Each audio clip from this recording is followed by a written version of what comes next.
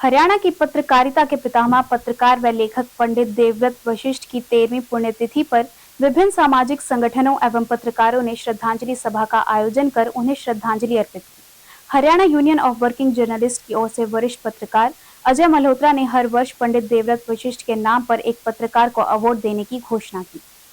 जिला सूचना एवं जनसंपर्क अधिकारी सुरेंद्र सिंगल ने कहा कि स्वर्गीय देवव्रत वशिष्ठ का पूरा जीवन सादगीपूर्ण एवं ईमानदार पत्रकारिता को समर्पित रहा।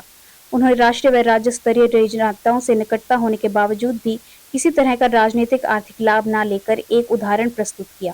पूर्व विधायक डॉक्टर शिवशंकर भारद्वाज ने कहा कि स्वर्गीय वशिष्ठ बहुत ही अनुशासन प्रिय व दृढ़ निश्चय वाले पत्रकार थे। पूर्व principal medical officer doctor K D. Sharma ने कहा कि उन्होंने अपनी पत्रकारिता के दायित्व निर्वहन करते समय कभी भी आर्थिक लाभ हानि को नहीं देखा। पत्रकारिता में उन्होंने अपने पिता पंडित रविंद्रनाथ वशिष्ठ के साथ 19.5 वर्षों से अधिक लंबी अवधि तक जेल भी काटी। स्वर्गीय देवव्रत वशिष्ठ के पुत्र एवं वरिष्ठ पत्रकार श्री भगवान वशिष्ठ ने कहा कि उनके पिता का जीवन बड़ा ही सादगीपूर्ण, स्पष्टवादी, अनुशासन प्रिय व समय के महत्व को स्वीकार करने वाला रहा। भिवानी के पत्रकारों ने इस अवसर पर श्रद्धा सुमन अर्पित किए। और देखिए, देवव्रत वशिष्ठ जी की आज पुण्यतिथि थी और सबसे पहले तो मैं आप सब पत्रकार भाइयों को मैं साधुवाद देना चाहता हूं कि आप लोगों ने अपने एक सहकर्मी को और उनको आज याद किया। हर व्यक्ति में कुछ न कुछ गुण होते हैं। देवव्रत जी सिद्धांती आदमी थे और पत्रकारिता की शुरुआत उन्होंने जो पहला था वो भोपाल में जाके सीखा। नवप्रभात पेपर का नाम उनके ने भी जैसे यहाँ पे बताया और वो अच्छा जो है लेख लिखते थे। मुझे पुराने वो लेख याद है उनके जो औरंगाबाद के बारे में उन्होंने ऐतिहासिक लिखा और कल्याण में भी उनके पत्र छपे और वो समय के बड़े पाबंद थे और वो लेखन में काफ़ी डूबे हुए थे। अपने सिद्धांतों के अनुरूप उन्होंने दैनिक चेतना को साप्ताहिक चेतना से इसको दैनिक चेतना बनाया और जो पत्रकारिता थी उनके मूल्यों को उन्होंने जीवन भर निभाया। तो आज उनकी पुण्यतिथि थी और मैंने वो भी कुछ समय देखे हैं जब वो इमरजेंसी में वीसा के अंदर वो गिरफ्तार हुए और जेल के अंदर बंद थे और उनके पिताजी वहाँ पे रोहतक मेडिकल कॉलेज में दाखिल थे। मुझे भी नानाजी देशमुख, पीलू मोदी, ठाकुर वीर सिंह और अन्य अनेक बड़े बड़े नेताओं से मुझे भी मिलने का मौका मिला। करीब महीनों तक वो वहाँ पे मेडिकल कॉलेज में थे।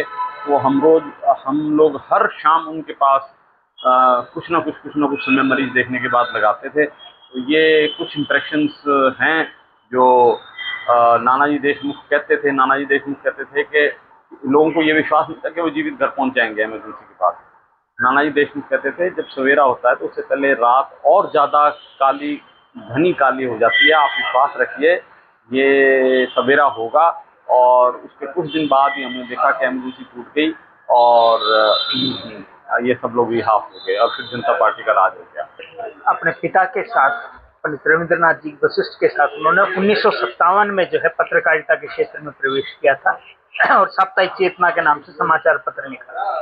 पूरा जीवन उन्होंने जो है अपने कुछ सिद्धांत जीवन के बना रखे थे। एक तो समयबद्धता का, एक अनुशासन का, एक साफ सुथरे कपड़ों में रहने का।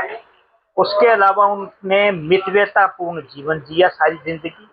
लेकिन अध्ययन जो है उनका एक नियमित जीवन का एक हिस्सा था। कभी भी वो मेरे को यूं नहीं दिखाई दिए कि 7-7, 8-8 अखबार मंगवाया करते। निरंतर अखबारों को पढ़ा करते और आखिरी समय तक उनने जो है ना इंग्लिश के और हिंदी के अखबारों को खूब पढ़ा। उनके पढ़ने का अर्थ ये नहीं था कि भाई वो पढ़ के किसी को दिखाने थे। उनका अर्थ ये था कि भाई उसका अध्ययन करके अगले दिन के लिए अपने लिए क्या चीज उसमें से सीखें। वो साफ सुथरा इसी कारण से था कि उनकी माँ ने जो उनको सिखलाया था जीवन उसी पद्धति पर उन्होंने अपना व्यतीत किया और अपने जो नियम उन्होंने धारण किए उससे वो कभी भी नहीं डगमगाए। किसी भी स्वार्थ की पत्रकारिता नहीं की, किसी तरह की कोई भी अपनी सारी जिंदगी 80 वर्ष के जीवन के अंदर उन्होंने 53 साल के आसपास पत्रकारिता के अंदर बिताया था।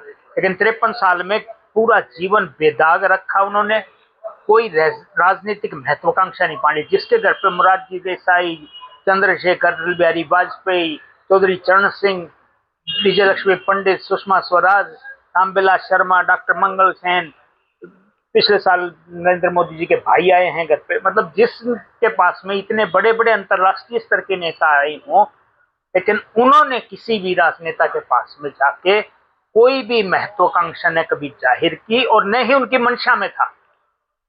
साफ सुथरा बेदाग उन्होंने पूरा जीवन जिया। और मेरे को भी एक बात कहा करते कि जिसके घर खुद राजा आता है उसको दूसरे के जाने की क्या जरूरत है। दूसरी चीज क्या थी कि उनको ये समय का जो समयबद्धता थी ना, उसमें वास्तव में मतलब वो डीसी की भी कोई मीटिंग होती, डीसी जब तक मीटिंग नहीं करता कि जब तक वो चेतना वाले नहीं पहुंच जाए।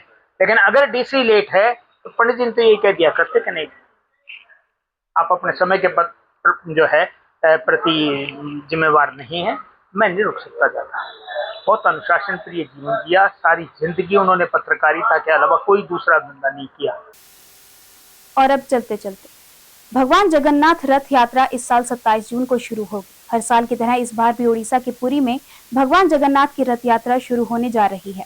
हर वर्ष आषाढ़ माह में शुक्ल पक्ष की द्वितीय तिथि इस रथ का आयोजन होता है। इस दौरान भगवान जगन्नाथ अपने बड़े भाई बलराम और बहन सुभद्रा के साथ रथ पर विराजते हैं। जगन्नाथ रथ यात्रा, जिसे रथ त्योहार और श्री गुंडीचा यात्रा के नाम से भी जाना जाता है। पुरी का जगन्नाथ मंदिर 4 धामों में से एक हिंदू तीर्थ स्थल है। इस दौरान भगवान जगन्नाथ अपने भाई बलभद्र और बहन सुभद्रा के साथ रथ पर विराजते हैं। जगन्नाथ रथ यात्रा का विशेष महत्व है। पूरी दुनिया से श्रद्धालु इस पवित्र यात्रा में शामिल होने के लिए आते हैं। ऐसा माना जाता है कि भगवान जगन्नाथ की रथ यात्रा में शामिल होने से रथ को खींचने से मोक्ष की प्राप्ति होती है। जगन्नाथ रथ यात्रा का समापन 5 जुलाई को होगा। भगवान जगन्नाथ की रथ यात्रा पूरी होने के जगन्नाथ मंदिर से निकलेगी और गुंडीचा मंदिर तक जाएगी। इस यात्रा के पहले दिन छेरा की रस्म की जाती है। प्राचीन काल से एक परंपरा चली आ रही है, जिसके दौरान उड़ीसा के महाराज सोने की झाड़ू के रथ की सफाई करते हैं। इस सोने की झाड़ू से रथ की सफाई करने की प्रक्रिया को छेरा की रस्म कहा जाता है और उसके बाद रथ यात्रा शुरू होती है। फिर भक्त भगवान के रथ को खींचते हैं। इसके बाद 1 जुलाई को हेरा पंचमी की रस्म की जाएगी। 4 जुलाई को रथ यात्रा गुंडीचा मंदिर में भगवान जगन्नाथ के प्रमुख मंदिर में जाएगी, जिसे बहुड़ा कहा जाता है। फिर 5 जुलाई को भगवान जगन्नाथ मुख्य मंदिर वापस आएंगे। वहां उनका भव्य स्वागत किया जाएगा।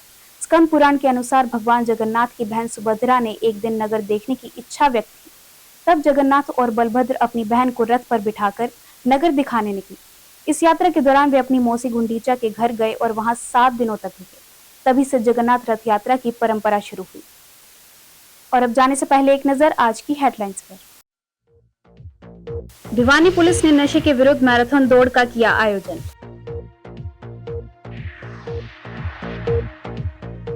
भारत में पूंजीवादी का राज, बेरोजगारी चरम पर, कहा गुरनाम चढ़ूनी ने। अब स्कूलों में बच्चे पढ़ेंगे अखबार।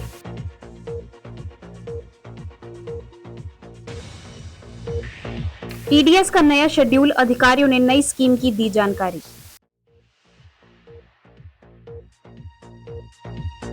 साइकिल रैली निकालकर नशा मुक्ति का दिया संदेश।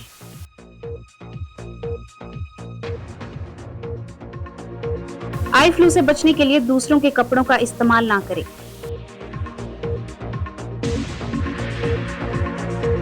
पत्रकार देवव्रत वशिष्ठ की पुण्यतिथि पर सामाजिक संगठनों ने किए श्रद्धा सुमन अर्पित।